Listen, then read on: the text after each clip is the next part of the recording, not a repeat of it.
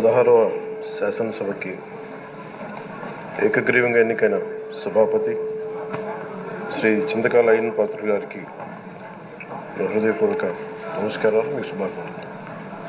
ఇది నేను మొదటిసారి అసెంబ్లీలోకి అడుగు పెట్టడం. ఇలాంటి సుదీర్ఘ రాజకీయ అనుభవం ఉన్న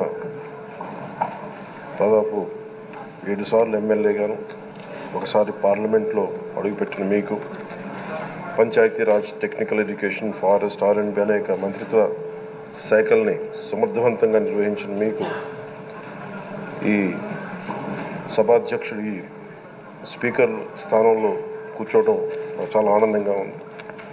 ఇన్ని దశాబ్దాలు ప్రజలు రాజకీయ జీవనంలో, ఇన్ని దశాబ్దాలు ప్రజలు మీ వాడి వేడి చూశారు.